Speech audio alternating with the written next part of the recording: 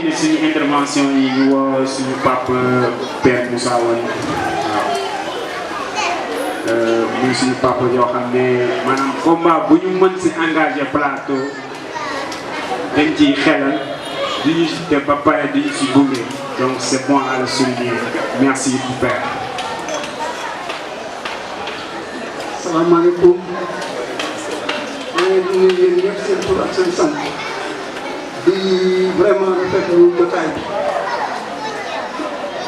daal Demba li mu wax sànq defe naa c'est pas important benn nit rek doy na waxatuma la mbooloo mu fi nekk buñ dee ñaar rek mbooloo lii nag defe naa ne tey plateau ñëpp fi daj ñëpp parce que gox bu ne am na fi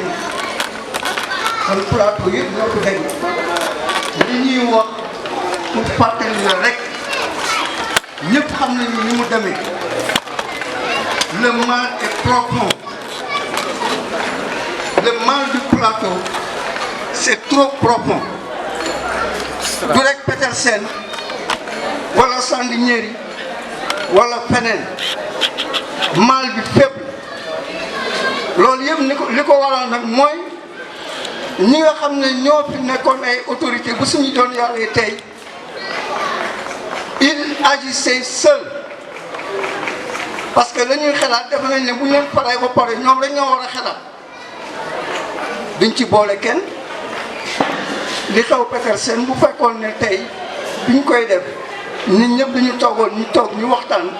waa Petersen toog waxtaan kon lii du am et puis il faut trouver des solutions aussi du rek jóg di dal ci kaw nit ñi wala di yuuxu di wax violence bi moom nañ ko teg fële agression bi nañ ko teg fële nañu jéem ensemble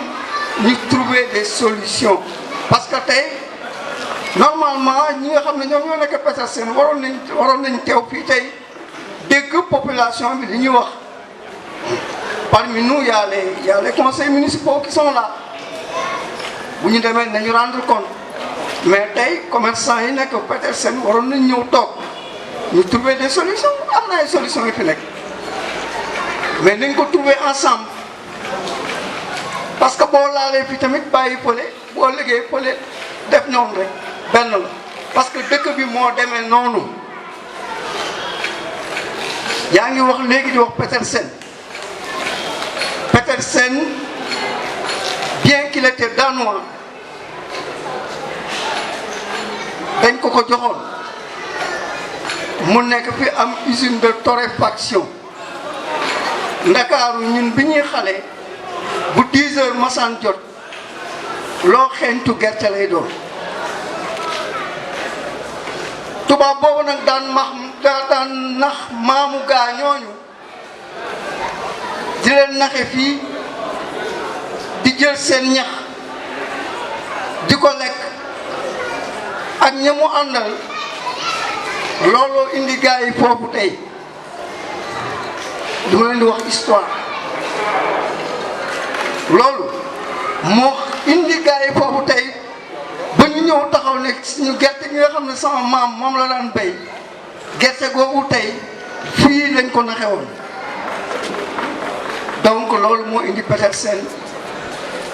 mais li may wax rek mooy nañ ci demee xel le maire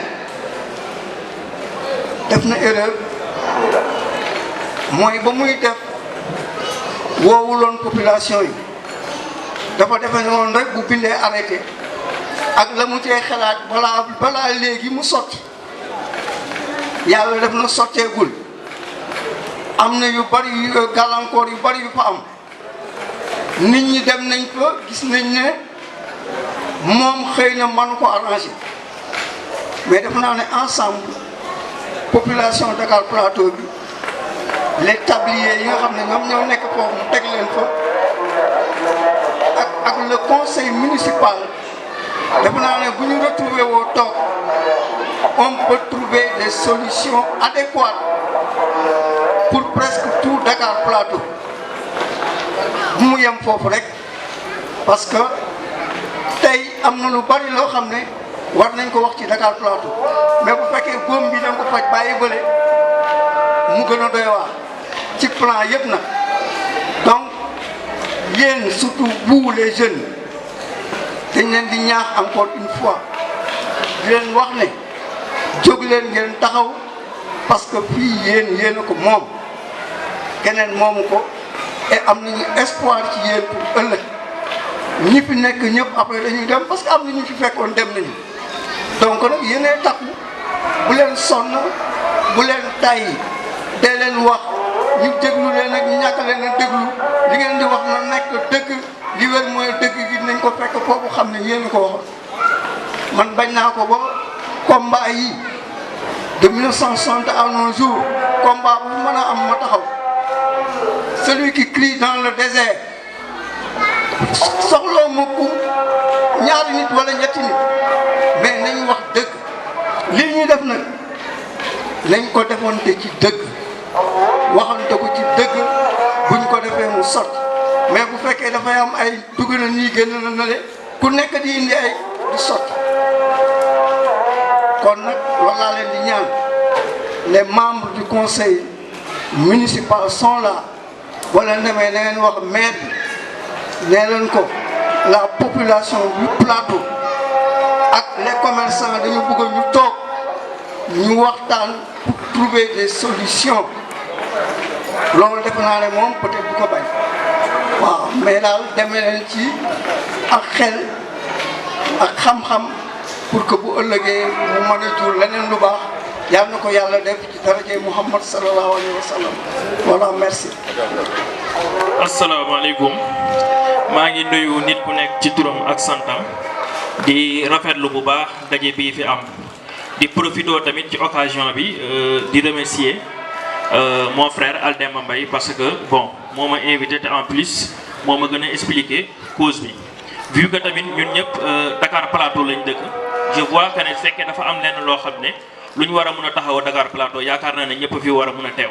pratiquement li mu wax ci Petersen parce que man je vois que ne Dakar Plateau yemul kase ci Petersen lu ñun ñëpp bokk la kon vu que comme que demee na ba noonu lépp loo xam ne tey jii ne intérêt Dakar Plateau la je vois que ne ñëpp a ci war a daje mais man dafa am ci ñaari remarque yoo xam ne dama ko def parce que dama doon gis ay combat yoo xam ne dañ ko yàgg mëne fii nii ci Dakar Plateau dañuy dem ba ci biir mu nekk ay combat yu am solo ñu tiré suñuy objectif yu clair ñu dem ba ci biir ñu gis ay politiciens yoo xam ne dañuy ñëw di utiliser mbooloo moom noonu pour di xeex seen intérêt personnel loolu tamit nañ ci bàyyi xel bu baax en plus tamit comme le père Moussa wax léegi man ci loolu laa revenir te man loolu laa gëm lu ñëpp bokk dañ koy waxtaanee bu ñu jéem a utiliser les muscles parce que les problèmes on ne règle pas avec les muscles nañ jéem a utiliser suñu xel ak suñu xam-xam jéem a toog jéem a trouver une solution parce que tamit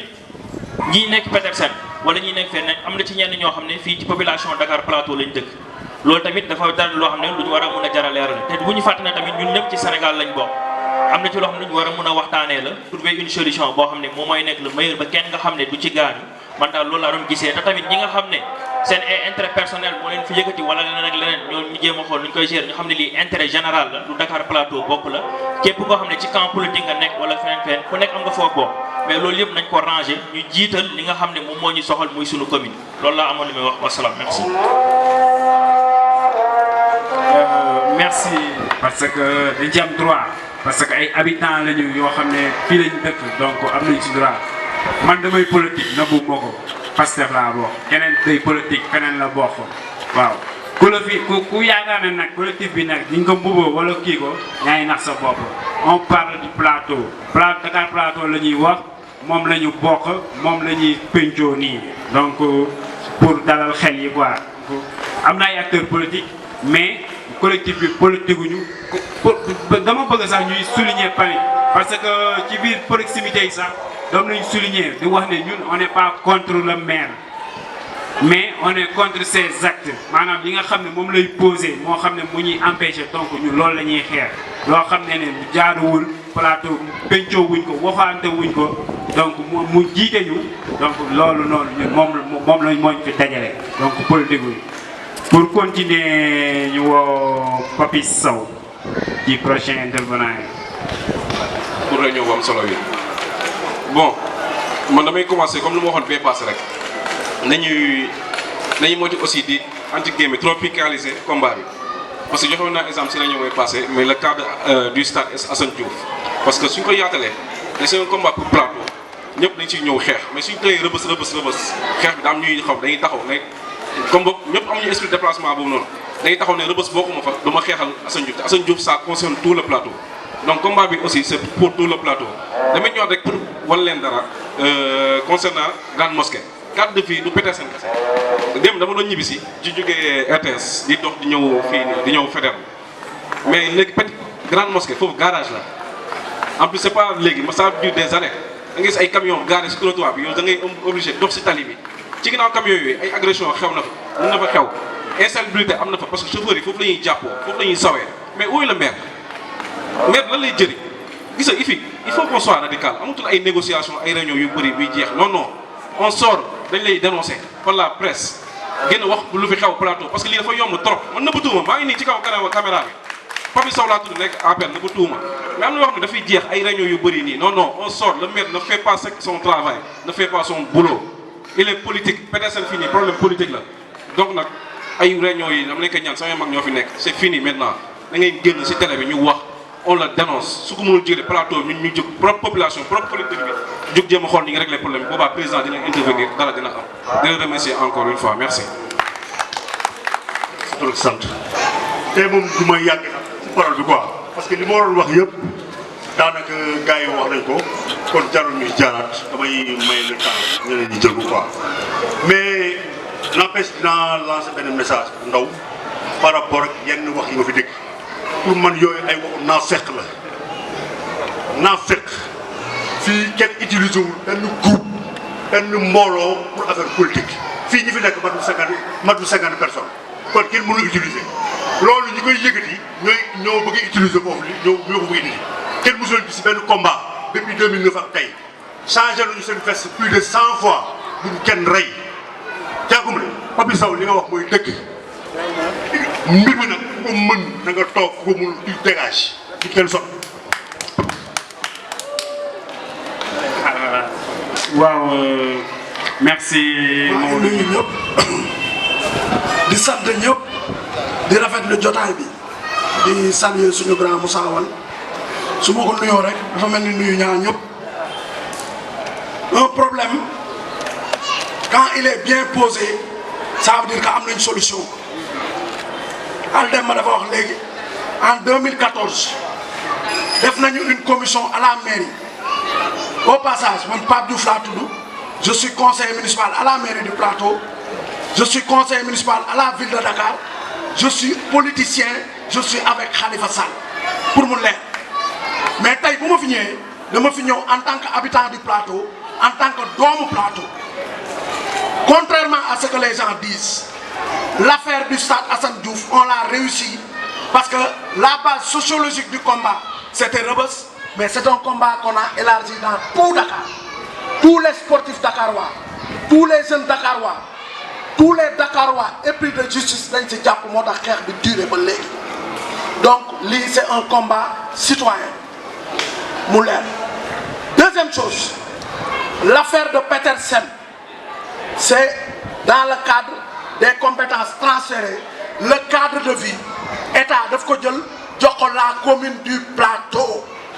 C'est clair, net et précis. S'il y a des problèmes, il n'y a qu'un seul responsable, c'est le maire du Plateau. Mais qu'on pose mon l'air, il y a un acte qui a été posé, n'est-ce pas? C'est un arrêté municipal. Vous n'avez fait qu'une rue, peut-être à des ambulants, nous indisposer les populations. Nous n'avons pas dit que nous avons fait que ak ñi fi baax fekk ñoo ko bokk nit ki jóge këram Dakar Plateau rek moo am particularité su guddee ñun bu ñu yeewoo on reçoit plus de 3 millions de personnes dans Dakar Plateau kon ku mënul def ñi nga xam ne ñoo fi yeewoo ak ñi fiy ñëw di daan seen doole ñu nekk en cohabitation tu auras échoué muy benn ñaareel bi dafa am lu Mouhamed Dia wax léegi ñun au Plateau au-delà de ce combat là am na lu ñuy yoot mooy que le Plateau est la seule commune boo xam ne le nombre de votants le nombre d'électeurs inscrits est supérieur à la population réelle. Donc ça veut dire que demain mun nañ dem ba plateau ñun suñu baat dootul nekk suñu loxo ñeneen ñu jóge feneen ñooy fal à notre place. C'est des précisions que je voulais faire. beneen bi ñun man je fais partie je suis conseiller municipal bokk naa si ñi fi teg Alioune Ndoye en tant que maire dama ne bi ñu gagné 2014 le premier acte qu'on a posé c'est le déguerpissement de Petersen. Assane Sène mi ngi nii du ma bàyyi ma fenn Baba Touré mi ngi nii du ma bàyyi ma fenn man la ñu dénkoon commission bi ñu woote au-delà des contingences politiques woo ñëpp ñu ñëw toog ñu ne leen Petersen ak rond-point Petersen dafa nekk un problème crucial ñun ñëpp nañ ci àndandoo xeexandoo. En son temps on l'a fait boo leen fàttalikoo dem nañ sax ba le maire actuel convoqué nañ ko à la police pour incendie criminel waa plateau yëpp dem comme un seul homme taxaw si ginnaawam jàppale ko mais nag ce qui s'est passé après mooy que ce combat-là a été dévoyé par le maire lui-même et je pèse bien mes mots li may wax je l'assume parce que dem nañ ba si biir xam ne les ambulances c'est une réalité politique et les événements récents me donnent raison. Maintenant les ambulants même pour les billets de Mecque ils ont des quotas donnés par le maire actuel. ku ko mën a dindi rek li may wax kenn mënu ko dindi parce que 2014 si équipe Alioune Ndoye laa bokkoon les ambulants n'étaient pas avec nous ils étaient avec les Baba Touré qui est là bi ñu demee ba si biir ils ont retourné les vestes pour être avec le maire sur l'intervention de Ousmane Diop donc li kii wax c'est la réalité day am foo xam ne nag bu ñu fa tollee dañuy mën a jël politique bi teg ko fële régler les problèmes sociaux problème bi nag du Macky Sall de man de ànduma ak Macky Sall mais du Macky Sall moo ñëw di régler suñu problème ce problème là c'est entre le maire et ses administrés c'est entre le maire et ses administrés parce que le maire moom la loi jox pour mu régler notre cadre de vie te le maire il a fait sciemment je pèse bien mes mots am na benn centre commercial bu ñu def à côté bu Félix Eboué le maire a tout fait pour faire échec à ce projet là échec parce que ambulant yi boo leen jëlee si rond-point bi man Pape Diouf ambulant laa nga jëlee ma si rond-point bi Samba Ndiaye dem si centre commercial bi jël fa boutique di fay un minimum nit ñi di ko fa fekk man ma dem ba di fay léegi ki nga xam ne moo fay ñëw ñu delluwaat gars yi si rond-point bi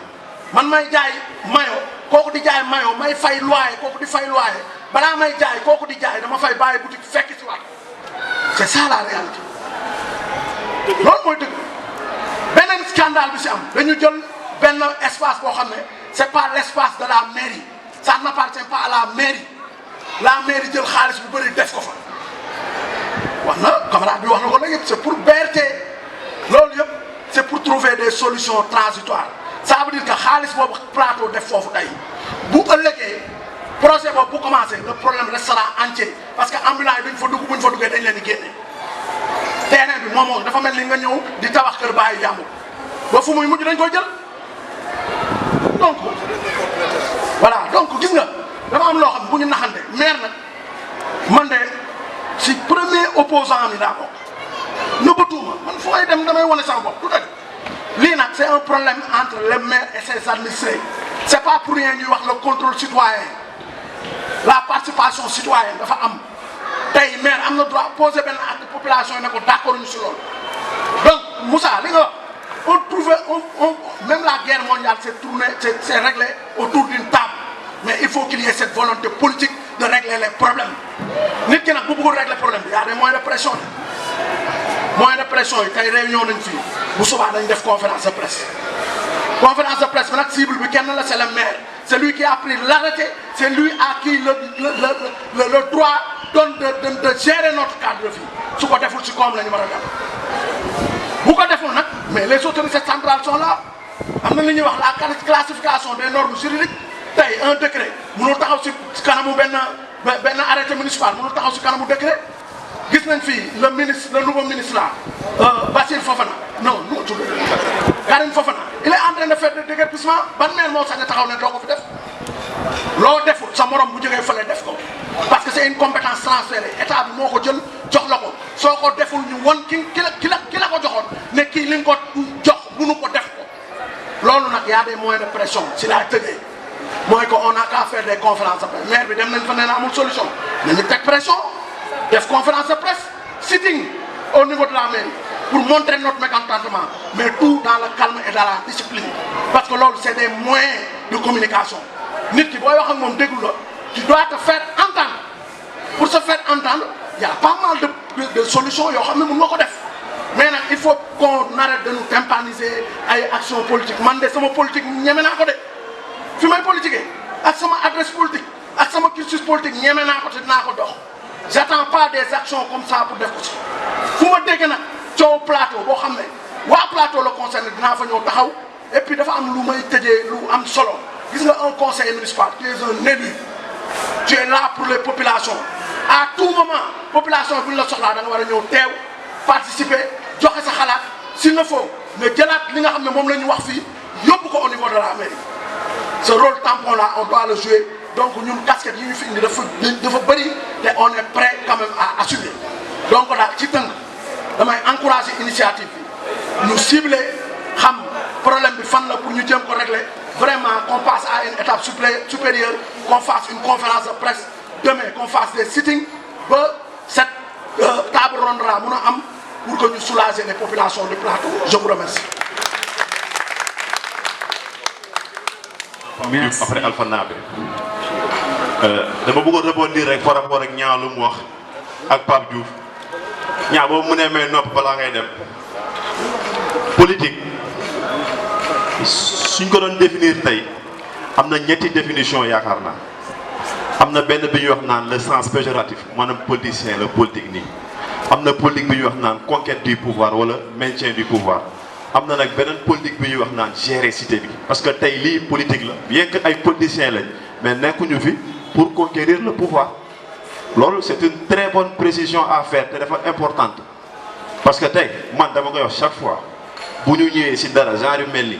ma sentir si une volonté de récupération du ma ko nangu dinaa taxaw dañuy xeex pour léegi mais dañ koy xeex dans l'intérêt exclusif de la communauté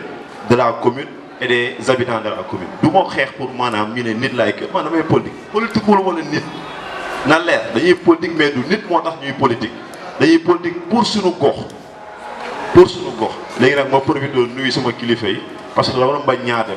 Père Moussa Wane maa ngi lay nuyu ñoom grand yi maa ngi nuyu yéen ñëpp grand Salif Pape Diouf maa lay nuyu Baba Touré waaw ak sama grand carrière tonton Mansour man dama ñëw en retard am na xam ne rëcc na mais dama ne woon tey bu ma ñëwee am na foo xam te ne moom laa bëggoon accès sama intervention mooy d'abord sur le mandat lan mooy mandat parce que dañuy seetlu ni maanaam ku toog si kilaafa gi rek yow jàpp nga ni yaa ñu moom alors que ñun dañ la yónni maanaam ñun ñoo la mandaté pour nga dem toogal ñu suñu tur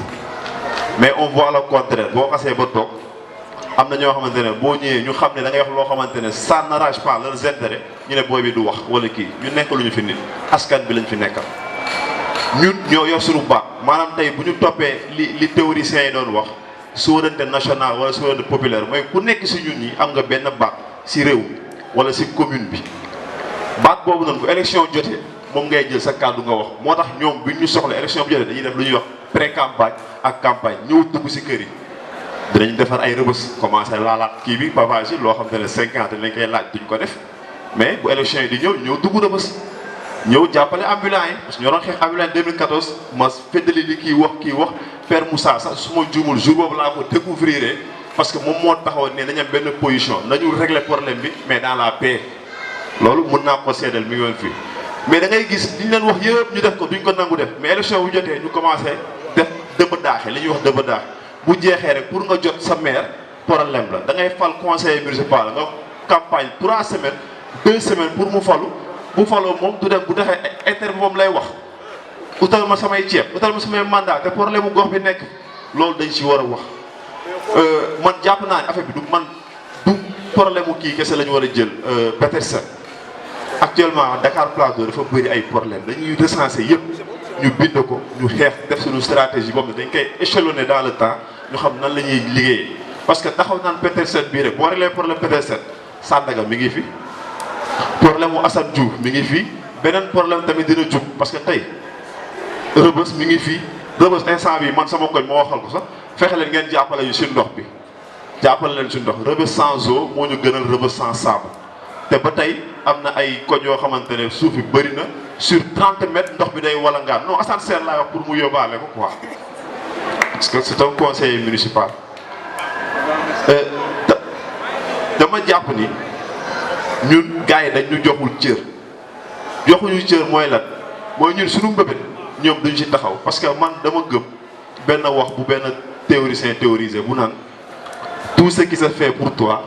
sans toi se fait en réalité contre toi. bi maire wootewee ba ñu dem fële comment dire mairie ba bi ñu ko exposé problème bi dafa wax mu ne amul ci solution instant bi gis naa ñu bëri maire ba fëgg seen dën te nous avons le droit de nous sentir kii quoi wax dëgg fa yàlla frustré parce que tey jour laa taxaw dégg Mamor sama xarit la ambulant la mu ni ma Alpha yow xamoo maire lu muy mbëbët ma ne ko yow xam nga ko mu ne ma waaw ma ne ko yow man ma dëgg fi yow nga xam li muy def man mii ma dëgg fi xaw ma lu muy def wooy la problème ñun ñi fi dëgg ñun kenn xamul lan mooy projet maire nee na diggante rond-point Petersen ak kii bi fii nii service d'hygiène lu garaaw la fa bëgg a def mais kan si yéen moom mun wax lan la fa bëgg a def ah kenn xamu ko mais ñun léegi ñun est-ce que ñun suñu xaalis suñu lépp moom moo ko yor muy liggéey suñu tur xamuñu lu mu bëgg te ñun ñoo ko mandaté gis ngeen incohérence boobu noonu loolu nag la ñu war a ñun ñu fexe ñu xeex ko mu jug fi léegi comme que ne nañ dañu wut solution man yaakaar naa solution bi gën a gaaw mooy toujours maire fii boo jëlee maanaam maire wala président texte yi doole bu mu ko may même conseil municipal la mënul xeex ak moom gisoon nañ ko fi en 2009 ak 2010 les conseillers frondeurs ba si mujjee dañu mujjee wàcc seen loxo parce que lan doole bu muy am keroog toog nañ ma souligné ko problème ne ko fii am na ay conseils xam ne duñ ñëw boobu fu la wax mu ne mënu leen dàq mais texte yi dafa wax conseiller bu teg 3 conseils municipal ñëwul kooku da nga ko war a dàq da ngay bind kii bind sous-préfet ñu xool ni ñu koy poussé keneen ñëw mais du ko def ça l'arrange parce que ça va le permettre mu doxal lu ko neex texte la ñuy wax lan moo tax moom mënul appliquer droit da ngay wax mu ne non su ma defee nii conseiller diñ ñëw mais lépp luñ fi teg délibération la war a nekk moom mu exécuter parce que conseil municipal ñaari organe la am un organe délibérant organe exécutif waaw wala déet bu ma jumee wax ma grand c'est le maire ak délibérant mooy conseil municipal maanaam moom lu mu war a def si yéen li ngeen wax lay jóge mais pourquoi moom muy jël loo xam ne yéen ngeen ne yéen xamoo leen ko kan moo ñuy nax maire moo ñuy nax wala conseil ñoo ñuy nax man Baba Touré ak ma Aldemba ak ñoom Kader nous sommes battus 1000 fois la ñu rawee mais man conseil yam dañu doon tax may xeex man gisuma leen sur le terrain parce que man bi ma doon xeex di ànd ak Diop dafa am lu ma gëmoon gëm ko ne lii bu gars yi xeex dañuy def lii mais même bu fekkee amuñu majorité minorité la ñu am mais au moins ñun principe yi ñu doon xeex ñu gis ko ñu koy xeex si biir mairie mais doo gis dara boo waxee ki nga faloon dootoo ko gisati lii wëg li mais à la fin ñun lan la ñuy am wala ñun dañuy ñëw ñu nekk genre jouet bu élection di waaj a jot rek ñu wooñu ñun ñoo war a bañ lool tey 50 lañu 60 lañu 100 lañu ce n'est pas le plus important man si man lépp importance mooy lan mooy ñu ñibbi ku nekk sa gox nga conscientiser ñi nga dëkkal ñu expliquer leen c'est quoi le problème parce que tamit da ngay jël ñu jël sa yaay yóbbu ko maax jël sa mag yóbbu ko fees ah man de wax dëgg fa yàlla je ne suis pas contre parce que tey ku sa yaay dem maax wala kii yéene nañ la ko mais bu mu tax nga xeex la nga xamante ne du yoon bu mu tax nga défendre lu dul yoon bu mu tax tamit nga bañ a xeex la nga xamante ne yoon la li ñu moom nañ ñu ko jox lu ñu moomul tamit dañu xool ne lu ñu koy def dañ ñu respecté tamit Assane Sène loolu yóbbante la bi ñu lay jox léegi par rapport ak solution yi man damay proposer d'abord ñu recenser problème yëpp plateau ñu recenser lépp loo xamante ne problème la wala loo xamante ne c'est susceptible de devenir un problème man volet bi ma si ëppoon solo mooy wàllum hygiène bi si biir école yi keroog nag gis naa ay photo yu ñu dugal ay photo ne ñu ngi raxas ay école ma xëy gis keneen ku dugal ak photo wane yeneen école yu gën a yu ñaaw mu jaaxal ma trop parce que am na benn école mu laa jël exemple chaque fois mooy Clémenceau bi ñu leen waxee defar leen toilettes yi dañ ma ne du seen domaine de compétence Petersen bi ma leen waxee dafa salte dañ ma ne du seen domaine de compétence may leen man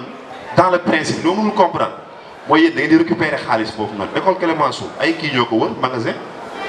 comme fii association des pousse-pousse du Sénégal la ko Kodjo tudde lii nii yëpp ay ki ñoo ko wër ay magasin mais dañuy wax ñu ne bokkul seen domaine de compétence ville de Dakar ko yor mais xaalis bi nañ ñu laaj fan nañ ñu wax fan la xaalis bi di dem est-ce que ñii di fay fii nii te di utiliser toilettes yi ñoom mënuñu utiliser xaalis boobu pour defar toilettes yi est-ce que c'est normal par exemple tey xale bu am ñu jàpp ni ku am 10 ans 11 ans mën na def 6e est-ce que booy dañu war a dugg ci toilettes yi nii est-ce que beneen côté bi war nañ dugg ci kii yooyu noonu nañ ko wax parce que tey ñu ci bëri am nañu moyen mën nañu fayal seen doom privé mais ñun nañu fexe suñu doom yi suñu rax yi am le minimum mooy toilettes yu jaar yoon yu jet mais non ñoom seen doom yi ñu ngi dans les meilleures écoles privées ñun suñuy rax suñuy doom amaguñu dara ñu ngi ci école publique ba pare nekk dans des conditions insalubres nañu wax ci loolu. beneen problème Assane Diouf dañ fi ñëw ñu ne maire mi ngi toj préfet génne arrêté autorisé ne xaw ma nañ arrêté travaux yi ñu teg ci 4 jours ñu génnaat beneen arrêté ne léegi autorisé waat nañ travaux yi loolu c'est une honte. am na ñu fi nekkoon collectif de l'essentiel di xeex combat bi nañ ko reprendre parce que tamit tey ñun amatuñ benn espace léegi da ngay xool ñun bu ñu bëggee football lycée Lamine Gueye la ñu am wala yéen waa jamono am nañu chance mën a dem fële na la comment dire pêcherie mais ñeneen dañuy dem pêcherie dañuy fay 10 000 léegi ñun terrain bu ñu mënti jouer dañuy génn dem fay 25 000 bu dul lycée Lamine Gueye est-ce que c'est normal am nañ droit comme ñëpp si loolu noonu lan moo tax comme ñun duñu tàggal suñu yaram te lan la ñuy wax un environnement sain un corps sain dans un environnement sain terrain moo ñu mën a may lool tey amuñu loolu yëpp amuñu ko mais maire doo ko dégg mu wax ay lan moo ne si xel bi damay tabax magasin damay jël école yi boole ko te tamit loolu nañ anticiper école bii nii dañu ne dañuy boole 3 école ubbi na ba pare nañ ñu wax yan 3 écoles lay nekk parce que tey buñ fi yëkkatee école seen doom yi nar a jóge fii dem ba Bibi Ndiaye comme foo ngeen kuy yóbbu xale bi loolu da leen di impacter si seen poche yi dañuy wax loolu mu leer tamit loolu dañ koy bind liggéey si tamit ñu xam lan la parce que tamit mënuñu ne 3 écoles ngay boole benn xale war a jógee Rëbës bàyyi ma yeggali parce que dafa am solo trop benn xale jógee Rëbës nar a dox ba Bibi Ndiaye traversé Petersen kan moo koy indi kooku magam mooy bàyyi liggéeyam wala bàyyi jàngam yóbbu ko te bu nekkoon sa école day dox 20 mètres gars yi jéggil ko mu dugg ay problème yoo xam ne dañ ko war a xool liggéey si yooyu yu mel noonu la ñuy génnee ñu liggéey si bu baax ñu xam ne suñu koñ fii ñu ñoo ko moom suñu gox. Sandaga aussi Aldemba ma jël la à témoin liggéey nañ si am na ay ambulants yu ñu ay commerçants yu ñu approché woon ñu ne dañuy wax ak ñun si problème Petersen ak Sane daaw lu leen wax comme solution dañ leen ne ñun duñu xeex pour maanaam ambulants yi jógee si tali bi kese mais même yéen seen pas de porte yi ngeen jël parce que da ngay gis koo xamante ne magasin bi fii la war a yem. bu jël magasin génnee ko ba ci tali bi 1 mètre ci tali bi jël leen Émile Badiane nu mu mel yooyu yëpp dañ koy jël recensé ko xeex ko ànd ak ñoom nag léegi man dama jàpp ni xeex boobu war ñu dem ñun kese. lu tax maanaam dépositaire pouvoir bi actuellement mooy le maire et le conseil municipal ñoom ñaar ñooy dépositaire pouvoir li ñu war a def lu ne dañ leen war a dem approché leen ba pare wax leen lii lañ bëgg instant bi am na pouvoir de contrainte parce que élection yaa ngi ñëw. du ñeme gëmuma ni ñeme na jël population bi àddu ñu dem waxu ñun lii lañ bëgg lii nga ñuy defaral munu ko ñu jaaxaarloog moom dóor ko indi fa ñeneen beneen conseil municipal bu am doole ñu liggéey xool nu ñuy defaree sunu kii sunu gox loolu daal mooy man si man li nga xam te ne moo gën a am importance instant bi def benn programme bu leer échelonné ko dans le temps maa ngi jégalu gudd naa trop. di gërëm également Alioune Fall parce que waxtaan nañ ci lu bëri moom sax moo ma wax ne lii am na quoi Alioune Fall moo ma ko wax mais je pense que liñ fi dégg yëpp ku ci nekk génne na lu nekk sa xol loolu dafa am solo ci lu mel nii parce que c'est une nouvelle étape bi ngeen xam ne da ngeen koy dox. je me présente je m'appelle Mansour Sam suma maam mi ngi foofu ci guy gi waaw sama maam mi ngi foofu ci guy gi Petersen dëkk naa fa fanaan fa voilà mais Petersen la ñuy wax ma wax ne sama maam sama yaay mi ngi foofu tëdd waaw non mënu fa gëj bon damay commencer ci li ñaa wax avenue boobu c'était l'avenue la plus déserte de Dakar pour ñun ñi xam ñi fa dëkkoon di nga doon toog journée doo gis ku fa romb je parle loo xam ne ay 71 74 mais le problème qui se pose mooy dafa am benn situation bu fait bu ma dégg ñu ne le maire dafa convoquer nit ñi nee leen il est incapable il faut lui notifier son incapacité nee ko monsieur le maire le collectif bind na la lettre def nañu seen mémorandum rappeler ko son incapacité soo ko joxee lettre bopp ba pare ngeen ñu jël arrêté bi nga xam ne moom bind na ko defaat même mémorandum bi envoyé ko le ministre de l'intérieur le ministre xaw ma lan ki yor cadre de vie Abdou Karim Fofana nga def ay courrier nga jox leen ko ñu déchargé ko je mesure bien mes mots pas que nit ki ñëw jël lettre fekk kenn ci buntu mairie bi rek jox ko dem non vous imposez à ce que mémorandum bi soo ko defee dafay am benn lettre d'accompagnement wu mémorandum bi ñu déposer ko au niveau du bureau d'ordre de la mairie et des ministères réclamer ce qu'on appelle un timbre à date mooy cachet bi wane ne structure bi jot na ko ci date bi ak ci numéro bii léegi le collectif il va regrouper tous ces éléments pour que demain su xeexam eggee au niveau de la présidence qu'ils sachent que ils avaient joxoon nañu autorité bi information parce que xam nga lan moo ëpp solo ci négociation soo toogee ñu ne la jaaroo yoon nga moytu ko mooy nga toog ak président mu ne la est-ce que jaar nga yoon nga ne ko effectivement jaar naa yoon teg nañ ma loo xam ne c'est pas normal lan lañ ma teg lan lañ teg waa Petersen il faut le dire lan lañ teg waa Petersen ak ñan ñooy waa Petersen parce que man lépp lu may def rek dama naan nañ ko def dans le cadre stratification mooy ñu xool yan couche la laal am na ku investir Petersen di chaque mois bailleuram ñëw ne ko fay ma sama location te client mënul accéder si place am donc il n'a pas de chiffre d'affaires et il a des charges devant lui kooku il faut que nga def ko ci mémorandum bi que des gens qui payent leur loyer pour des activités commerciales et que le client bi muy xaar pour alimenter ses charges client bi mënu fa dugg parce que ay table ñoom ñoo fa nekk kooku stratificat straight la mu am beneen straight am na ñu fa dëkk ñi fa dëkk ak seen famille ñi fa dëkk ak famille am na ay mobilité bi mu soxla parce que dafa war a génn dem liggéey parce que léeg-léeg am kenn koo feebar dañ ko war a génne pour yóbbu ko faji ko mais kooku est-ce que mën na génn ci condition yooyu que kiy lire mémorandum mu sentir ne loolu ki fa dëkk mi ngi koy sentir mais am na ku fa moom dëkku fa jaayu fa ki ñëw jël immeuble am ku ñëw jël benn terrain dem banque ut fa xaalis tabax ko pour louer ko loolu ñëw dal ci kawam ça fait 1 an suma jumul ça fait 1 an loolu ñëw dal ci kawam la banque attend ses annuités xaw ma chaque mois banque mi ngi xaar mu fay ko mais moom mënu am locataire parce que amul cadre boo xam ne locataire mën na xalaat ñëw di ko louer mais kooku kan moo koy fay manque à gagner kooku tam ci mémorandum bi dañ ko war a bind pour que mu leer pour ñu xam poids bi lan la au vrai sens du mot qu'est-ce que les gens straight xam nga kooku beneen straight la parce que kooku dëkku fa amu fa magasin waaye am na lu mu fay louer donc kooku beneen la mais ak nag l'usager bi nga xam ne il est obligé mu yokk carburant dans la mesure où il quittait le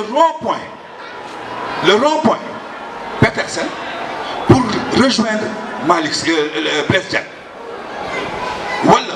koo xam dafay jógee rue de l'Isère ainsi de suite mais kooku il est obligé de faire un tour et de subir les circulations et de consommer davantage d'électricité et de carburant alors que kooku saa dafay yokku donc yooyu yëpp soo ko dugalee ci mémorandum bi ñu déposé ko ci ministre ci maire moom en premier lieu parce que il est le responsable parce que moom mooy représenter il est le trait d'union entre la population les administrés et le pouvoir central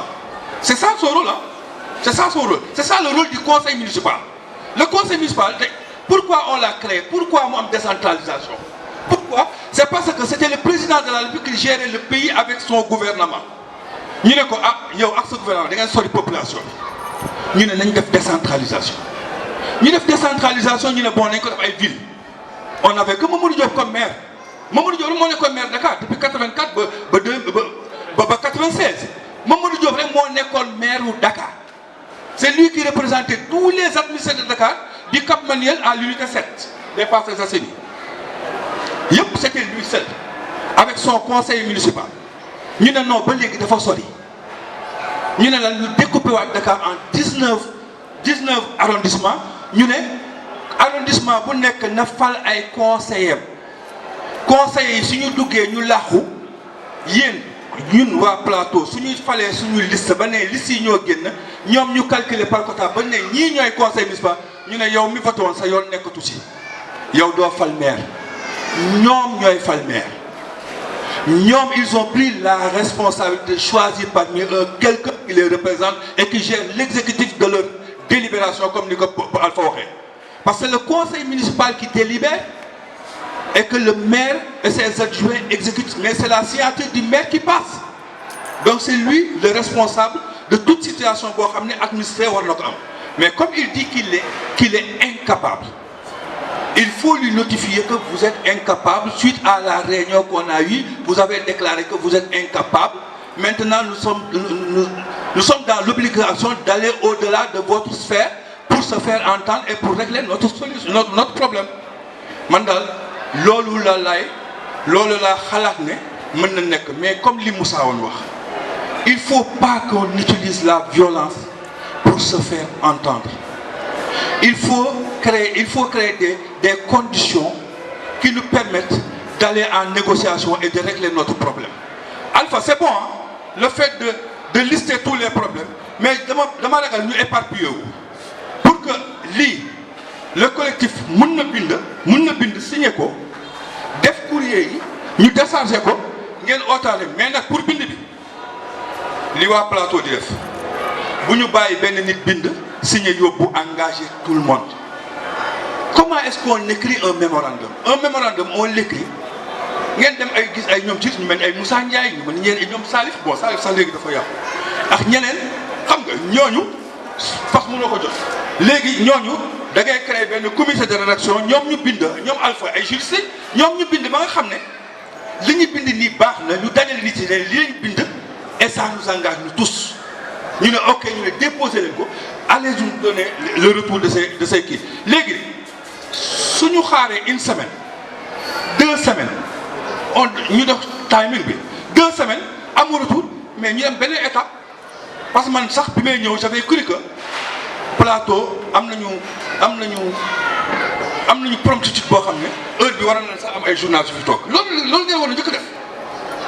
war a njëkk def ah Mass mi ngi koy wax au niveau de la banlieue j'ai fait là-bas 28 ans au niveau de la banlieue ces genres de réunion li ñuy njëkk def mooy dañuy dégager ay nit ne dem na ngeen am journaliste pour ñoom ñu defal ñu relais ci presse bi parce que ñun on ne parle pas à notre interlocuteur on se parle tant qu'on se parle on règle pas notre problème notre interlocuteur c'est l'autorité la première autorité dit qu'il est incompétent qu'il n'a plus de solution mais on cherche le palier supérieur mais est-ce que ñun dañu war a taxaw fii di wax moom mu dégg ko non Abdou Kader Fofana mënu ko dégg parce que joxoo ko dara waxoo ko dara bindoo ko dara parce que l'administration elle est écrite elle n'est pas orale elle est écrite il faut qu'on apprenne à écrire ngeen baal ma nag ma am lu ma tëjee j'ai entendu tantôt les gens jeter de l'opprobre sur les politiciens de Dakar Plateau mais man je trouve que Dakar Plateau c'est la zone la moins politique de toutes les zones de Dakar il faut faire la politique man nag defuma ko j'ai mes raisons mais il faut ngeen renforcer ñiy def politique seen koñ man tey képp kuy def politique pour Plateau ak parti boo mën a dugg soo ñëwee oote soo ma bëggee boole si maas damay ñëw bokk ci maas bi pour nga am doole parce que man gëm naa ne soo amee doole nañ la déglu si kaw mais ñun amuñu ay politiciens yu am doole yoo xam ñu leen déglu si kaw parce que ku ci nekk dafa naan su Pape Diouf jógee non du ma ko jàppale su Salif jógee du ma ko jàppale nañ leen jàppale parce que la politique c'est la massification c'est pas autre chose léegi je vous encourage vous à faire la politique mais tamit ku ci yéeg ci kaw na nga xam ne ci suuf lañ la tungoobee mais ku fi yéeg ci kaw di xool ñi nekk foofu da ngay wàccaat te soo wàccaatee ñi doon jël ci yow dañu kon di dem yow yaay wàcc et puis tu auras du mal à remonter la pente man loolu dama koy ñaax suñu mbokk politiciens yi faites de la politique parce que on est sous-représenté au niveau des sphères politiques parce que tey Salif mënu fi andi Macky Sall mënu ko ki fi ànd ak Idi mënul andi Idrissa Seck pour ñu xeexal plateau mënuñu ko amuñu doole ci kaw yàlla na leen yàlla may doole ba ngeen mën a andi ñooñ ñuy bokk ak ñu suñu combat bon man nag loolu laa amoon lay wax mais pour retenir nañu def ay correspondance après par étape ñu xeex ba jëm si kaw loolu daal bon j'ai été très long nag booy merci. donc maa ngi nuyu ku nekk si turam ak santam di wax ni man je ne serai pas long ndaxte ñi nga xam ne ni jël nañ fi parole ku mel ni Pape Diouf Jo Samba damay wax ni je suis surpris ndaxte il maîtrise le dossier au plan technique c'est très important lu tax ma koy wax mooy au niveau central président Macky Sall daf ma dénk ndombal tànk comme directeur général agence nationale d'appui aux marchands ambulants muy ANAMA mais balaa muy ñëw foofu di wax ni man maa ngi juddoo Petersen Angers Glaçant fa laa juddoo damay féliciter mais surtout di encourager ñi nga xam ne ni ñoo jël une telle initiative mënoon naa ko jël parce que kenn ëppalewuma ci fa laa juddoo moo tax Alioune Aldemba je vous encourage tey su ma fi taxawee Alioune Fall moo jël téléphone am mu woo ma ñu wax balaa Alioune Fall di ko def Ablaye Thiaw waxtaan nañ ci lu bari waaye damay def mea culpa di jéggalu auprès des populations de Petersen lu tax may jéggalu parce que j'ai tort waruma xaar ñi may woo may ñëw mais na ngeen comprendre buñ la dénkee ndombal tànk say tànk oyofut mais à distance on peut contribuer pour que lii qu'on trouve des solutions Pape Diouf wax na ko mbir mi c'est social Jo li mu wax c'est économique loolu yépp bu ñuy xool ay solution bii njëkk mooy ngeen élaborer bind benn mémorandum boobu lu ñuy wone mbir bu gën a am solo mooy le cadre de vie Petersen au-delà de Petersen Dakar Plateau regardez c'est la capitale de la capitale Dakar Plateau est délabré Dakar Plateau mooy commune boo xam ne ni tey il y a véritablement cette problématique de l'occupation illégale et anarchique de la voie publique. Je ne suis pas venu pour faire un bilan du maire. Le maire a un mandat. dinaa wax olof maire bi dañ ko jox mandat ñëwuma tey pour waxu maire ça ne m'intéresse pas mais dañu ko wax Alpha Nabé ñun waa population Dakar Plateau ñoo fal le maire pour que mu résoudre trouver des solutions aux préoccupations des populations de Dakar Plateau mais tey à travers les actes qu'il est en train de poser il est toujours dans la politique dama wax ni nous sommes politiques mais on ne vient pas en tant que politique on vient en tant que citoyen waxtu politique bu jotee nag dinañ jàkkaarloo ak moom mooy politique alors que jamono yi du jamono politique on lui demande de trouver des solutions là où on lui demande des solutions il crée des problèmes pour les populations surtout de Petersen. Ce problème c'est quoi? Le décret dont tu parles, Pape Diouf, le décret est avec moi. maa ngi yor décret bi. Je suis le directeur, l'ex-directeur général de l'ANAMA. ANAMA, après avoir dissous 4 structures, tey jii l'ANPEJ où je suis le secrétaire général, a pour mission de prendre en charge les marchands ambulants. Il faut que mu leer damay bañ a coow moo tax li may gis di dégg ma toog jàpp sama ñàmbur parce que su ma waxee ñu ne woy dafa bëgg a jàqal maire bi dafa bëgg a def lii laa doon xaar que les populations elles-mêmes jóg xam na ni lii war nañ ci trouver saafara.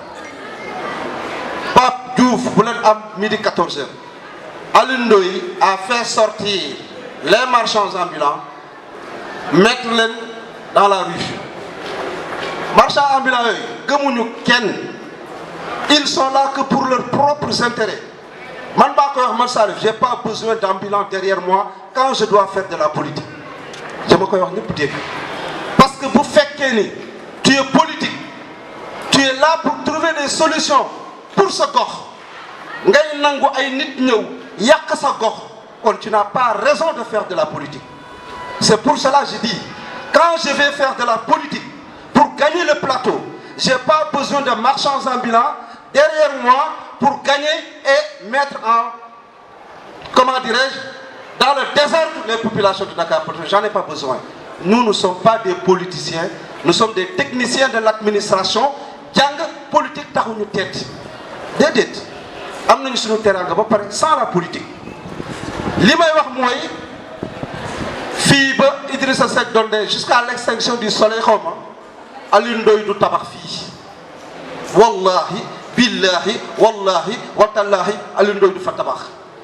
parce que xam naa ko le problème est très complexe. C'est très complexe. Il va pas construire. Maintenant Ablaye Wade li mu defoon ndax marchand ambulant yi ne damay tabax fii commencé fondement bi marchand ambulant yëpp daw ñoom dañuy ànd ak Abdoulaye Wade. C'est comme ça que ça s'est passé. Ceux qui sont avec Alioune Ndoye tey ñoom ñëpp nag ñoom ñëpp 100% marchand ambulant ils sont avec Alioune Ndoye lu ko waral loolu mooy Ablaye Wade c'est la même chose ba mu koy def ñoom ñëpp dañu yaakaaroon ni bu ko defaree dinañ fa am ay cantines ñu daw ànd ak moom waaye quand le président Macky Sall est venu ñoom ñëpp daw nañu ñii dugg fii ñii dugg fii ñii dugg fii mais di wax ni puisque c'est une compétence transférée mais le décret moo ñëw nekk ci kaw lépp et le décret est avec moi man Saliou Keita maa yor décret bi maa ngi koy yor léegi man vous avez des aînés les Pape Diouf sont là on va vous accompagner parce que li Pape Diouf wax Stade Assane Diouf la base sociologique c'est Rebeuss ñoom ñu porté ko tey jii la base sociologique c'est le Petersen ñu porté ko mais au-delà de Petersen c'est tout Dakar Plateau qui est atteint par cette maladie de l'occupation illégale et anarchique de la voie publique seen nit bu faatoo sax mënoo ko génnee sa kër il y a problème yow da ngay am sa oto mënoo garer sa buntu kër il y a problème sa kan bu ñëwee da ngay rus il y a problème kan moo la ko teg sa maire là et vous voulez continuer encore ça. J'ai dit c'est pas le moment de faire de la politique mais on n'a qu'à trouver des solutions. La solution sera mémorandum bind ko jox ko avec ampliation le ministre de l'Intérieur.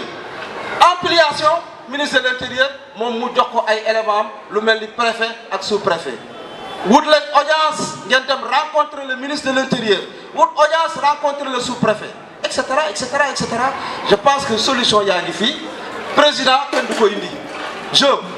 président suñ ko war a indi dinañ ko indi c'est pas du indi nañ ko benn yoon indi nañ ko ñaari yoon ne dis pas que musuñu ko indi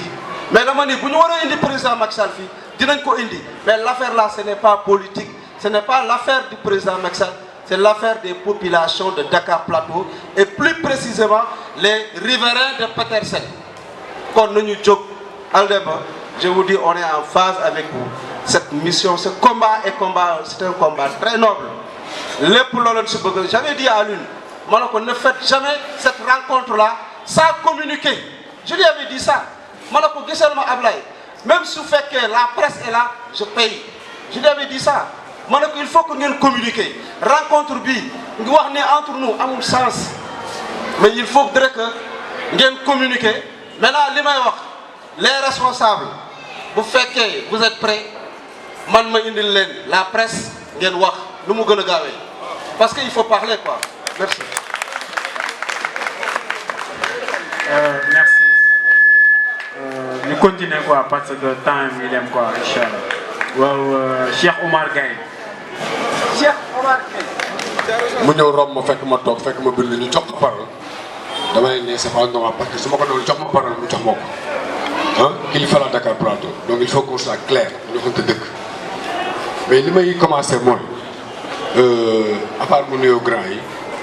problème bi c'est pas un problème de nombre problème de qualité la am na ñuy offisque au final non ñëpp a waroon fees non non ça n'a pas de sens mënoon nekk encore boo xamante fii day fees des milliers de personnes ba duñ fi jëlee dara fii qualité moo fi nekk et c'est important donc nous nous offusquons pas de ce nombre là man pour man lii doy na sëkk pour l'instant c'est un début. Deuxième chose politique ku ko deful mu def la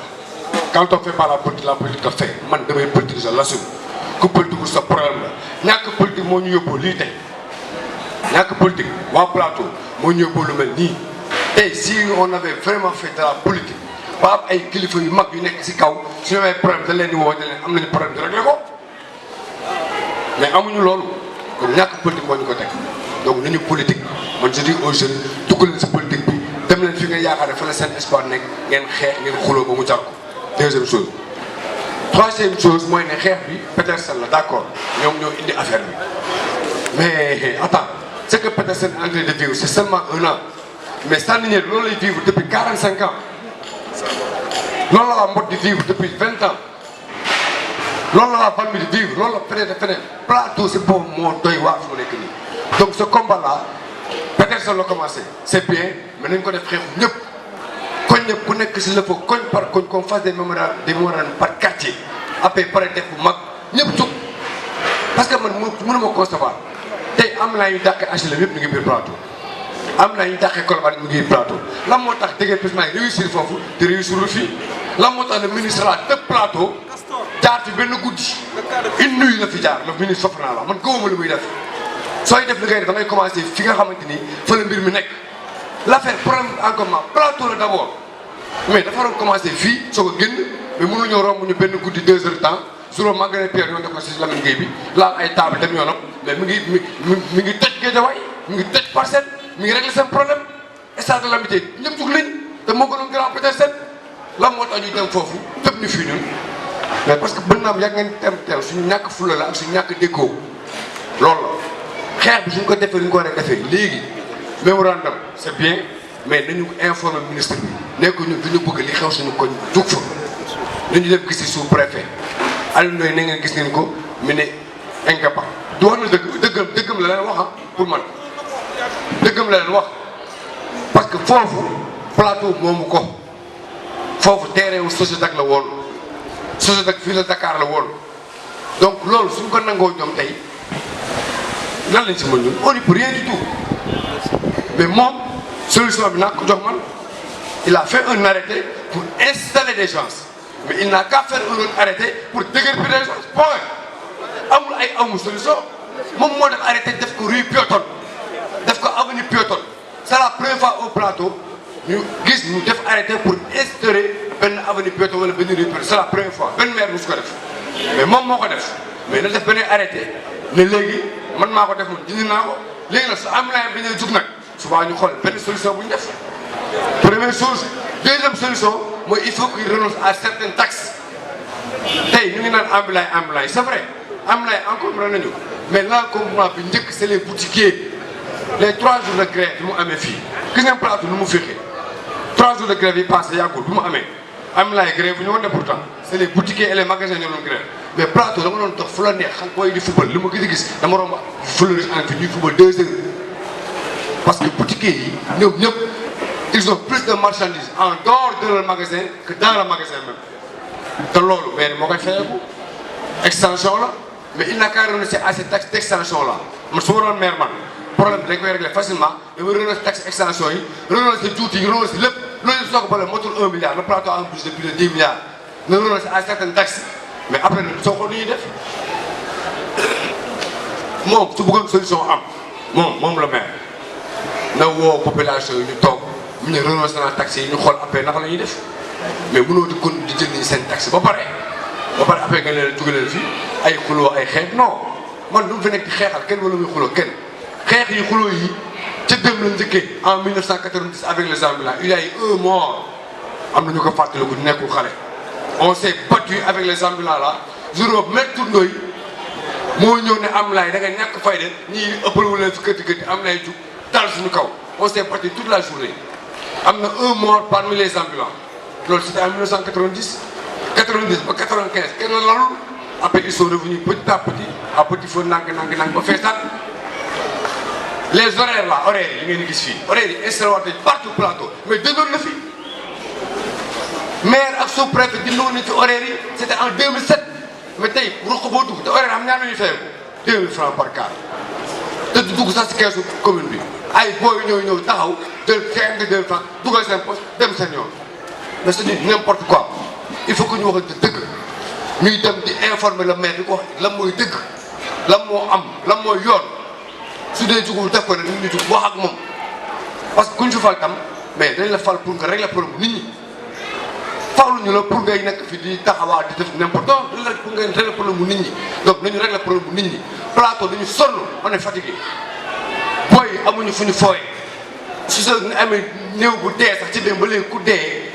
da ngay négocier toute une journée pour mën a génn sa néew wala nga dugal sa néew booy jëppal tux yamba ndax base yamba bi fii la au plateau peut-être sa lay wàcc non nañu waxante li am 3 tonnes de yamba yi fi jàppoon peut-être sa lañu ko jàppee suñu xale yi suñu lakk ñëpp ay tux léegi ñëpp ay jaay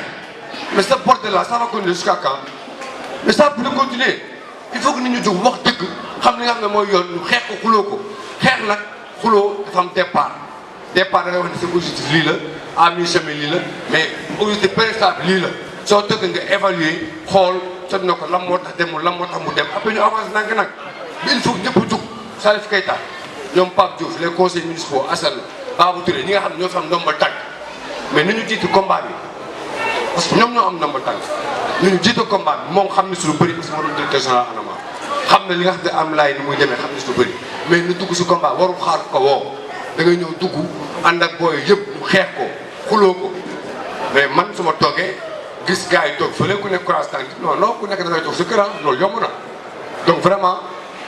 peut-être AG bi première la c'est une première moo tax mu demee nii mais au fur et à mesure ñu dem booy yi ils sont en mesure xam nañu ndax la ñu organisé woo dofuñu ñoom ñëpp ay booy tànn lañu donc jàng nañu mën nañu organiser nit ñi ñu xool ñu topp seen ginnaaw man vraiment loolu la amul lu ma Cheikh ngeen baal ma. maa lay nuyu ñoom grand Moussa Wade grand maa ngi lay nuyu ñëpp di wax ne li may wax du bari damay féliciter booy yi nga xam ne ñoo jël initiative yi nga xam ne tey organiser yi nga xam ne moo fi am tey lu tax ma leen di féliciter parce que dama yaakaar ne képp ku dëkk plateau da nga war a am initiative yu mel nii mais dafa am loo xam ne dégg naa fi ay kàddu yu bëri yoo xam ne man mi sax ça m'a surpris parce que bu ma déggee ñu ne maire nen amul solution si lii dina ma jaaxal parce que tamit ñun ay conseil municipal la loolu mooy suñu rôle bu ñu déggee dara ay population am nañ lu leen metti ñu ñëw taxawu leen mais bu ma déggee ñu ne maire nee na amul solution si lii ah dinaa am lu ma metti quoi en tant que conseil municipal kon ñun lu ñu falee woon amuñu fa njëriñ parce que lii mooy lu Cheikh Mor wax moom moo génnee arrêté def ko te bu muy génnee arrêté di ko def biir conseil municipal daf ñu expliqué woon ne lii bu koy def c'est temporaire parce que ñun ànd nañu di campagne présidentielle yi ñu dugg Petersen bi foofu ay maire attaqué ñu ay nit attaqué ñu nañu lii mu def fii tegu ko si yoon mais bañ demee interpellé ko dafa ne pour defar ay cantine pour jéem a xool na leen ni loger si biir kii mais bu ñu waxee ñu wax ko mu ne amul solution kon neex parce que on a mis 350 millions pour ñu defal foofu 350 millions pour Dakar Plateau loo xam ne si compte Dakar Plateau la génnee kon bu ne amul solution te mu génnee 350 millions kon dinañ jaaxal man loolu dina ma jaaxal man lii ma dégg nii man dinaa ko si def interpeller directement laaj ko lu tax mu naan amul solution si di affaire Petersen te on a sorti 350 millions pour ñu defar ay cantines bu ñu waxee Sogetac nag am nañ fa ay part plateau am nañu part Sogetac lii état bi dafa discuter ak état bi bokkul ak BRT bi dara foofu ak fi BRT bi nekk am na yaa naa fa am na loo xam ne tamit bu ñuy wax ne tamit nañuy wax li nga xam ne tamit mooy li am parce que bu ñu réeral xelu nit yi nëxal xelu nit yi combat nag man ak Aliou Ndoye nag bokkuñu camp en 2009 dañu jàkkaarloo waaye nag en 2014 lii ñenn ñi taxaw fi di wax man loolu laa doon wax en 2009 di ko wax en 2014 ñi nga xam ne ñoo àndoon ak moom doon ko wax fii tey man loolu laa doon wax en 2009 di ko wax en 2014 kon donc am na loo xam ne il faut mu leer si bopp nit yi damay bañ ñu ne dama ñëw pour défendre Aliou Ndoye défendre ma Aliou Ndoye conseil municipal la ñoom ay loi yi kii yoo xam dañ ko voté pour Dakar Plateau kon bu ne moom amul solution man xaw ma lan la ñuy am solution di jàpp ne commencé woon nañu installé ay cantines booy bi nee na ma léegi-léegi cantines yi dindi nañ ko yóbbu nañ ko fële am na ay cantines yoo xam ne kii mais ñu dañu fay waa ji pour mu defaral ñu ay cantines ba mu am benn avance boo xam ne encaissé na ko si kon ñun tamit loolu suñu rôle man Pape Diouf Assane Sène ak yeneen conseil municipal interpellé Alioune Ndoye directement ne ko suñu xaalis bi nga xam ne génne nañ ko suñu compte parce que tamit bu suñu mandat yemoon en mois de kii duñ def dara Petersen duñ def dara Rebeuss mais nag moo nekk fii si Dakar Plateau mais y a 5 collectifs yoo xam ne mi ngi biir Dakar Plateau mënul dem fii ñu fi toog ñu bëri bokk nañ si collectif yu bëri bu ñu bëggee Dakar Plateau dem ñu defar Dakar Plateau dañuy xool lu ñuy réunir ñu def suñuy force mais bu Sandaga taxawee mu am benn collectif mairie am na collectif boo xam ne man ci laa bokk beneen collectif bu am Renaissance bu Rebeuss am na beneen kër am na beneen collectif ca Dëkk mais y a sur tous ces collectifs là pour combat wu Dakar Plateau kañ lay Dakar Plateau di jëkk bu ñu bëggee defar Dakar Plateau dañuy créer benn forum wala ñu créer une semaine boo xam ne wala benn weekend boo xam ne dañuy toog uniquement pour problème Dakar Plateau te buñ ko ragal dañuy woo maire bi mu ñëw toog parce que ñi fi nekkoon fii la plupart ñoo fal maire bi biñ koy fal bu leen jox ñu koy jox seen carte dafa ñëwoon convaincre leen si programme bu leen convaincre si programme bi Pape Diouf wax dama koy rejoindre moom moo waxoon ne ambulant yi boo muy falu si ambulant yi lañ campagne waa taxaw Dakar li may wax de parler taxaw Dakar waxuma kii rek taxaw Dakar si ambulant yi la ñu campagne woon kon waruñu wax jëlal ambulant ak kii Pape Diouf dirigé na fi benn collectif moo njëkk a xeex pour affaire ambulant yi injustice bi Alioune Ndoye di waxu ambulant daf ko ne yow yaa waxoon ci sa campagne damay nit bu waxee benn affaire da koy dëgg yaa waxoon ci sa campagne ne ko ambulant yi waruñu fi nekk ci kon man par principe du ma ànd ak ambulant yi mais nag gars yi fii ñun ñëpp ay politiciens lañu il faut ñu tekki suñu ndomb politiciens yi teg ko fële bu ñu waree jàkkaarloo période politique ñu jàkkaarloo période politique mais bu dee dañu bëgg a defar Dakar Plateau collectif yi fi nekk yëpp il faut ñu teg ko si suuf def benn bloc woo Alioune Ndoye interpellé ko parce que man mii bu ma toogoon Alioune Ndoye ne amul kii si affaire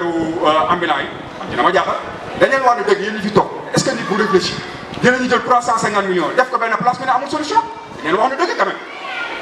kon am na solution bi dafa amul volonté bi parce que marché bi attribué nañ ko nit ba nit ki commencé ko exécuté ñu jëlaat cantine yi yóbbuwaat ko kii loolu la ñu war a xool lan moo waral lool beneen cas tamit yéen na ngeen dund ngeen allumé mais sous-préfet keroog la fois passée dama ko interpellé conseil municipal ne ko yéen ni ngeen di kaas ñun avenue Blaise Diagne est-ce que da ngay ñëw Malick si ba El Malick il fait 2 heures de temps si circulation est-ce que c'est normal fépp ay garage moom bañ ko waxee daf ñu ne loolu leen bëggoon ñoo leen ñu toog mu woo ministre bi nga xam ne moo yor cadre de vie mais nañ ngeen bind sous-préfet moom bu demee ba amul issue ngeen bind sous-préfet dem rencontré ko parce que Alioune Ndoye kese nekkul fi mais nag bu ñu bëggee toog lépp ñu bëgg ko def Alioune Ndoye bu yàggee gars yi foo ne visée politique da fekk du visée politique ay principes yu ñuy teg la man de combat bi je suis partant mais dama bëgg ñun tamit plateau ñu xam ñu dëgg 5 collectifs mënul nekk plateau grand Moussa woon temps yi la passé organisé woon na même but bii pour nu ñuy xoolee nu ñu defaree Dakar Plateau mairie bi am benn ca dee am benn Rebeuss am benn dañ naan nan la ñuy solutionné suñu problème dañ naan ñii ànduñu bu dee nag dañu bëgg a régler problème bi beneen cas lu gën a métti mun nga comprendre nit jël cantine waxuma ambulant nit jël cantine di fay 100 000 francs ambulant yi ñëw taxaw si booru cantine loolu ak weesuwul loolu ak weesuwul nga yow di fay sa cantine 100 000 francs ay nit ñëw taxaw sa kanam mais Pape Diouf Assane Sène ñun am na défi boo xam ne lancé nañu parce que tamit ñun ñooy représentant wu peuple bi nga xam ne ñoo toog fii tey am na rôle boo xam ne war nañ ko mën a jug jouer am na rôle boo xam ne war nañ ko mën a jug dox interpeller maire parce que ñun ñoo voté woon budget bi nga xam ne 350 millions yu war a dem defar cantine yooyu kon nañ leen dem interpeller maire ak d'autres conseils yi nga xam ne ñoo nekk fii parce que ñi seen jaar wàcc na woo nañ ñu wax nañ ñu seen problème kon lu si des ñu ñoo ko war a dox loolu laa amoon di leen wax di leen gërëm wasalaam. ñun nag seen i dëkkandoor lañ yoo xam ne nit ñu neex a dëkkal ngeen nit ñu am tolérance ngeen parce que li ngeen muñ di ko wéyee ñi ko mën a muñ mën na nga ko wéyee bari ndax dëkk bi ni mu demee ku ne gis na ko ku ne teg na sa loxo xam nga da ngeen di Petersen mais affaire bi dafa dem ba léegi dépassé na Petersen wala ci yeneen mbedd yi yëpp noonu la mel xoolal wal bi boo jëlee wal bi am na loo xam ne ñun ñi nga xam ne ñoo yor magasin yi sikk la ci ñun dafa la ci ñun parce que boo amee magasin 5 mètres wala 4 mètres nga def ko bagage ba ci bunt bi nga bëgg a jëlaat 2 mètres yaa ngi yàq du dëgg du yoon même bu ci maire àndu ci yoon parce que boo ko defee kii def ko kii nga jàkkaarloo def ko fan la nit ñi jaar amatul fu ñuy jaar parce que Ablaye Thiaw am na lu nekk loon réunion passe ñëw bëgg dugg këram bay xeex loolu métti na bam jaral ko dem police bëgg a dem police ñu fekk fa di ñaan loolu métti na di leen wax ne daal ñun ñu ngi seen ginnaaw parce que lii ñun ci ñi ko njëkk a créé nañ bokk docteur Khali Male Moussa Camara man Youssou toog nañ ñu xalaat ci mbir mi xool niñ ko defee docteur na leen yéen doomi koñ bi yéenay jiitu seen dëkkandooy topp seen ginnaaw kon nag ñun ba léegi ñu ngi ci loolu bon lii démb lañ ko yëg démb rek lañ yëg lii ñu ci bari xam na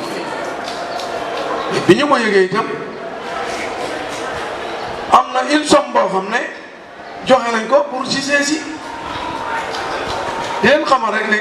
mbir mi ñoo ngi na ko bokk ñun àggoon nañ ci ne presse bi bu jaree mu ñëw ak déplacement bi ak frais yëpp ñun attan nañ parce que ñu ngi la jox magasin weer wu ne yaa ngi fay 100 et quelques mille am na ñuy fay 150 am na ñuy fay 175 sans départ mais léegi ñun ñëw tël taabal takku sa buntu place mënatoo jaay client boo am des fois client bi moo lay woo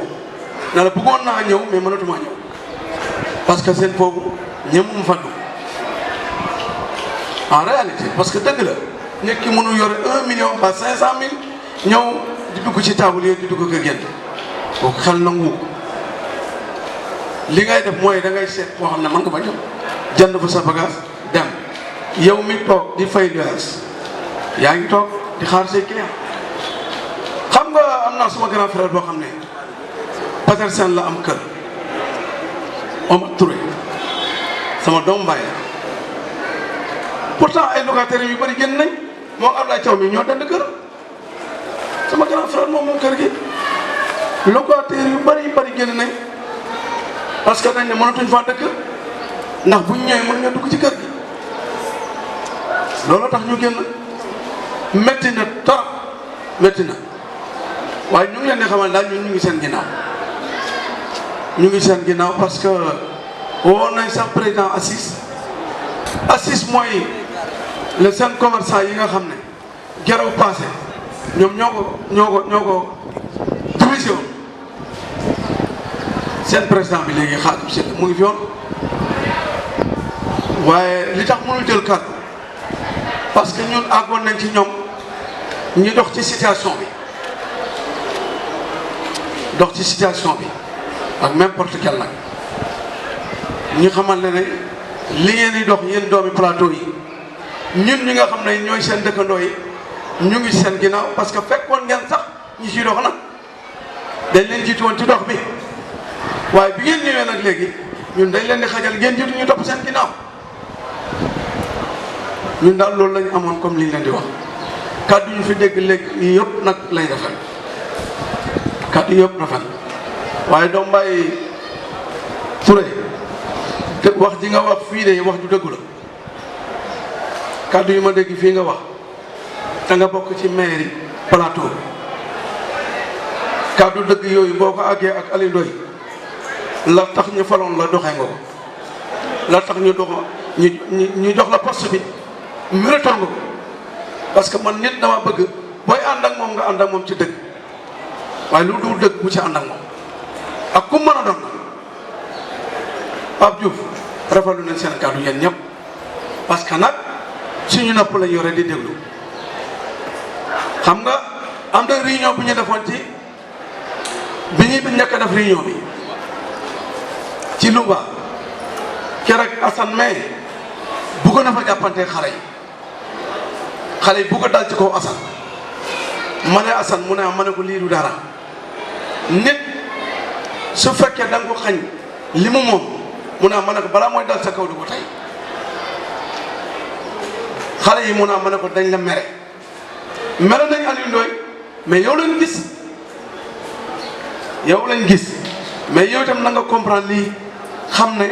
njuumte li ci yéen erreur mag la kon nag lii la ñu amoon ci li nga di wax di leen sant di leen gërëm asalaamaaleykum wa rahmatullah. merci à Aliou. Je remercie aussi Alioune Fall bi nga xam ne moo tax ma ñëw si réunion parce qu'il m'a appelé 2 fois pour me dire que naa nga ñëw si réunion bi. dama war a ñëw si réunion parce que fii laa juddoo fii laa màggee ku ma xam-xam ne yàq jëf laa juddoo foofu laa juddoo foofu laa bokk foofu la ma ñëpp xamee nekk dirigeant si tous les plans muy cadre nawetaan muy cadre lépp. donc si biir loolu may wax ne que la dernière réunion la première réunion bi ngeen tenir doon fële à la Rue Valmy j'étais présent mu metti woon trop mais bi ma demee ba si biir dama ñëw comprendre xam ne carrément ni gars yi dañoo am lu leen naqari moo tax ñu génne ko si biir xaw ma ñëw ànd ak ñoom essayer solutionner pour maire rencontrer leen. bi leen maire rencontré on s'est réunis pour trouver des solutions donc solutions yooyu si lañ nekk nii ba léegi mais dafa am lu ma xaw a jaaxal fii tuuti nit bu ma déggee ñu ne léegi maire bi dafa ne amul solution le maire n'a jamais dit ça que amul solution dafa ne à l'instant T mais leen ma 1 mois ñu xool ay nu nan laa mën a solutionner affaire effectivement après 2 mois je sais pas 1 mois après am na ñu ngi doon def ay travaux au niveau de Petersen boo la xoolee amoon na ay cantines yu ñu doon commencé doon defar mu yéex. Après, il s'est trouvé le problème de déguerpissement de Sandaga. Donc, Sandaga, il y a un déguerpir. Le maire, il dal Petersen, am Dakar Plateau, gars yi dama loxom ne ko dañu kii gagné xam ne moo gagné marché wu cantines yi ce sont des cantines inflammables moo gagné marché état Sandaga. Donc, loolu moo indi yéex bi parce que état kuy xool moo ëpp doole commune. Donc, loolu moo tax te bu ñu déguerpiree Sandaga bi di ko démolir di nekk foofu yëpp dañuy ñëw dëggu si réewu Dakar Plateau yi loolu mooy indi yeexaay bi ma yow xamal ne encore une fois man affaire bi nu mu leen méttee man noonu la ma méttee ça me fait mal au cœur parce que li ngeen dund dama fay romb chaque jour xam naa dafa métti parce que mënoo ñëw am malade mu war a génn mënoo ko génne sa kër dafa métti je suis avec vous cause pour laquelle mu ñëw fii assister réunion bi pour bokkaat yéen naxar bi xam nga di encore di jéggalu parce que xam ne carrément lii dafa neexul si xol donc si cadre bi comme Baba lu mu wax ni tout à l'heure dafa Baba wax na lépp ñun en tant que conseiller municipal mënuñu comprendre ñu voter un budget avec beaucoup de millions pour defar Petersen pour recadrer ambulant pour au moins dëkk bi libre mais li ñu wax fii ne BRT bi ak lii c'est pas la même chose lii côté bële la lii côté bi la donc sëñ Dak mairie Plateau da si am action donc mënuñu ñëw ñun voter 350 millions pour def fii mais maire yabuñ duñ jël xaalis bi di ko sànni si benn bi. Donc, comme Baba le moi je suis là, Pape Diouf est là, Baba est là. Nous, on va saisir le maire directement. Pas comme tu veux pas pour le moment, d'accord, il va pas partir. Mais moi et Baba Touré, on va partir voir le maire, parce que l'immobilier que je dis, vraiment, dans le sama xol. Parce que le maire n'a pas de solution. Ça, le maire ne l'a jamais dit, ça, et je le dis. Donc, Alpha, il était là-bas, à l'instant T, il y a une solution. Mais il n'a pas dit qu'il n'a pas de solution. Donc, lol. Encore, moi, je suis politicien. Mais si je suis en tant qu'Assane Sen, habitant de Dakar Plateau, cadre de l'organisation, je suis en train de aussi. Le monsieur m'a dit, ça aussi, je salue le cadre de la fête quoi. Moussa encore, je suis vraiment content trop parce que je suis parce que grand boo fouille Dakar Plateau nek lu am yang ci front yépp rien pour joxe de bon exemple. Donc ma ngi nuyu ñep di sante ñep di jégalu quoi. OK, merci beaucoup. Jërëjëf. Merci. Alors, asalaamaaleykum mbooloo bi maa leen di nuyuwaat vraiment ñun lii lañ jublu woon si ndaje bi parce que comme ni ko gars yi waxee si commencement bi commerçant yi ñoom ñoo initié affaire combat ñu dem ba si biir xam ni carrément ni ñun waruñu lañ ko bàyyee ñoom kese ñu ñëw jokk si combat bi léegi ñun suñu mébét liñ doon séntu yëpp yaakaar yëpp si kii bi am nañ ko parce que ñun lii lañ bëggoon juste biñ ñëwee dañuy tëji ku nekk wax sa xalaat suñuy mag suñuy grand ñu fi nekk et lii la koy ñu fi ñëpp ñëw fi pour ñu jéem a trouver ay solution loolu daje bi lii kese la woon du ma fi nekk di répéter parce que li ñu war a wax yëpp wax nañ ko li am Dakar Plateau neexul kenn que muy ñun ñi dëkk Dakar Plateau parce que dëgg dañ koy wax ñun ñi dëkk Dakar Plateau ñu ñëw njëkk nekk fii di jaay ataaya teg ay table suñu bundu kër di jaay séddoo di def leneen kon yow mi nekk mi dëkk Dakar Plateau teg sa table sa bundu kër tu n'es pas en droit d'interdire koo xam ne dafa jóge si banlieue bi ñëw teg table am li nga wax dëgg booy Dakar Plateau yi ñoom ñoo ko njëkkee waa banlieue bi ñëw def ko commerçant yi ak bala maa gis commerçant yi ñiy tabax seen kër yi léegi trottoir amatul ay escalier li ngay def occupé ay 5 marches yooyu dafa war a jeex te commerçant yi man borom magasin yi dañ la koy nangul benn instant parce que yow mënoo jël magasin fay part de porte parce que ñun fii lañ dëgg xam nañ affaire comment ça marche caabi yi dañ koy jënd à des dizaines de millions dem Chine ñëw di fay magasin chaque mois di ñëw teg sa bagage benn waay bi jóge fële ñëw di jaay le même produit di dem Chine di ñëw di ko teg sa kanam mais par force da ngay génnee sa bagage si biti sinon kon yow sa bagage du jar kenn ko jënd nañ wax dëgg affaire bi loolu la léegi responsabilité dañ koy situé ñun on prend acte noté nañ lépp li gars yi wax fii lépp incha allah gars yi dina leen contacter personne par personne dem seeti leen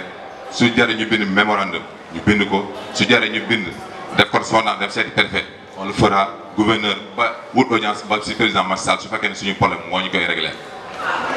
voilà loolu la amoon lu may wax vraiment di leen remercier ñëpp si seen teewaay xam ne ni c'était un samedi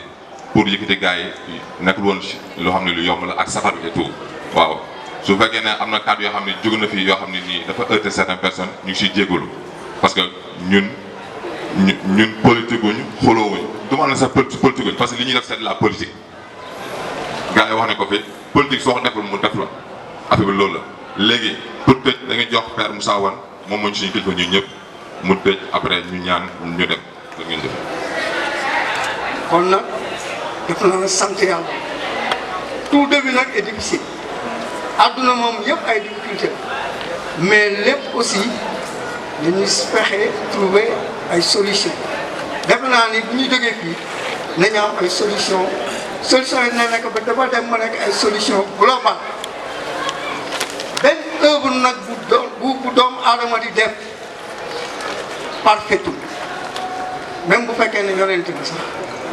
œuvre ba ngay def parfait donc da ngay def li mu am manquement fële ñu rectifier kon nag vraiment ñu ngi gërëm ñëpp di sant ñëpp di wax ne ndaje mi moom du yem fii li ngeen fi wax yëpp xale yi après dañ def ne mémorandum yi ñu toogaat encore waxtaanaat nu mu gën a yaatu encore une fois ñële di ambulant yi am nañu ay responsable nañu fexe ba responsable yooyu ak les commerçants d'à côté ak le conseil municipal ak riverains yi yëpp ñu daje ñu toog ñu gën a waxtaan parce que plateau bi suñu plateau dëgg nag moom buñ ko wéyalee rek li wér mooy duñu am problème ëllëg waaw nañu fexe ba dëgg ñu di ko wax yéen ñi nga xam ne yéen a fi nekkal maire boo leen demee ngeen wax ko ne ko